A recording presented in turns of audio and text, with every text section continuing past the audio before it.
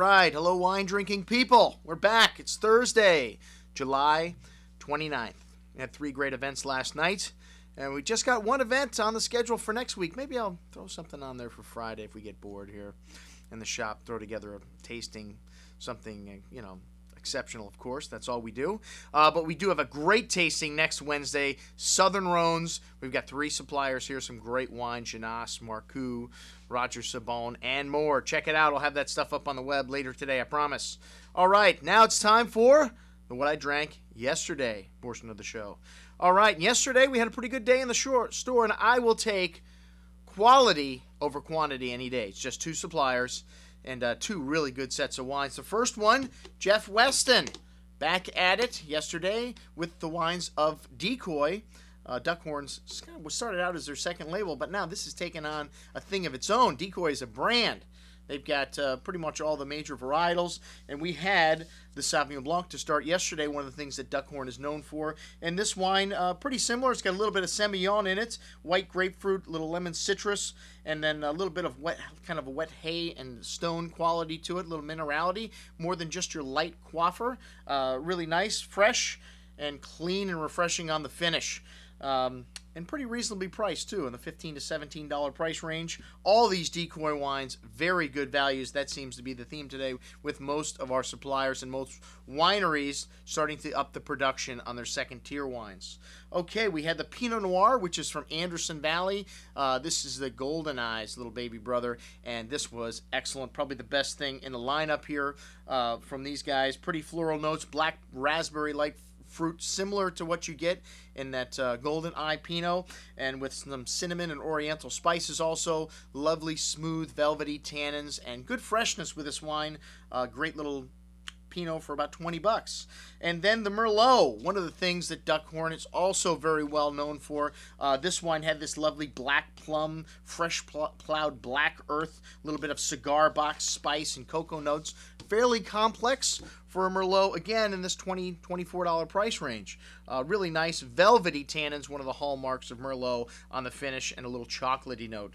Really nice. And then the red wine, which is a blend, mostly Cabernet and Merlot, and then a little bit of Petit Verdot and Cabernet Franc thrown in there for good measure. This wine, black currant and cassis berry fruit on the tongue. Nice hand of fresh plowed earth and cocoa.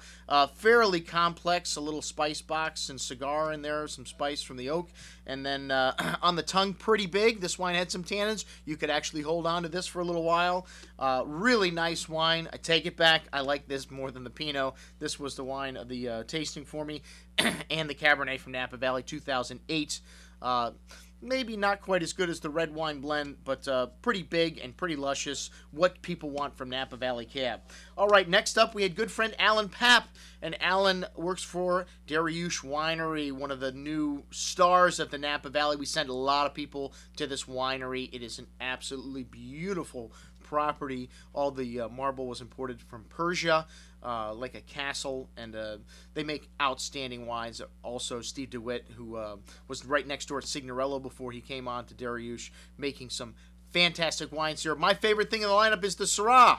Alan didn't bring that yesterday, so it's not reviewed, but we do have it. I'm going to throw it on there with the review for you to see how much it cost. The Chardonnay, very good, lightening up on the oak like a lot of people are in California, but still a little oaky, pretty full-bodied, typical Napa Valley Chardonnay. And then we had a little Viognier. This is not quite as sweet as it was in years past. I always liked the wine, but I'm a little adverse to sweeter style Viognier, so maybe just a hair drier, but still pretty nice white peach fruit in this, a little bit of white pepper spice, and a nice freshness on the finish. Like I said, good job, guys, lightening up on the residual in there. Okay, and then the Merlot. Decadent Merlot. Darioush makes this lovely, silky, velvety, lush style Merlot. Like I said before with the Decoy, that is what is textbook about great Merlot to me, is that velvety, soft texture on the palate.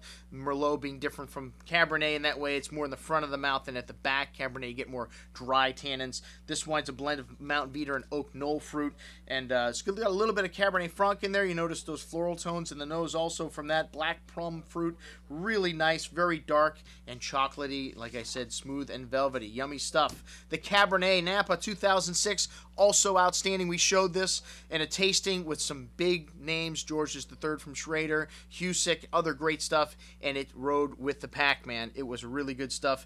Pretty big, a little bit of that dark cocoa on the finish with that also. And I had 3 events last night. The one I was at, we served the Juan Gill and the Becquer from Rioja, 2 outstanding values in the Spanish section. And you know I always have something with dinner. Last night we had sushi at home, and I had vodka with sushi. I mean, I really like that combination with a little bit of coconut water. Excellent. I don't remember anything after that.